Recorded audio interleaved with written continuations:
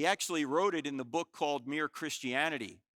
And what Lewis discovered was evil requires good and good requires God. Here's how he put it in the book.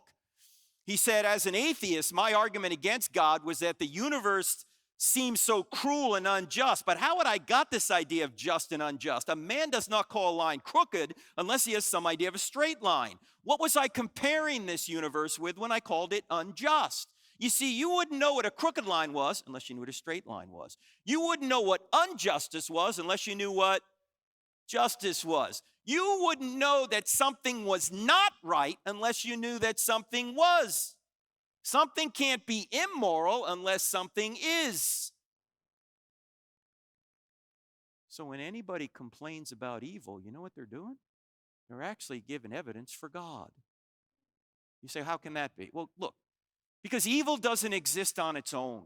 Evil only exists as a lack in a good thing. Evil is like cancer. If you take all the cancer out of a good body, you got a better body, right? What happens if you take all the body out of the cancer? Nothing. It doesn't exist, right?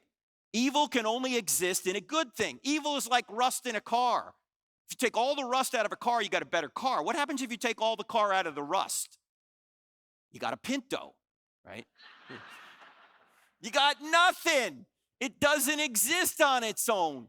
Evil can only exist in a good thing, but good can only exist if God exists. Otherwise, good is just your opinion, just my opinion. In fact, you could put it this way. The shadows prove the sunshine. In order to have shadows, you got to have sunshine. In other words, in order to have evil, you have to have good. Oh, you can have sunshine without shadows. You can have good without evil, but you can't have shadows without sunshine. You can't have evil without good. So if evil exists, and we all know it does, then God exists. Not because God is doing evil, but because he's the standard of good by which we'd even know what evil was.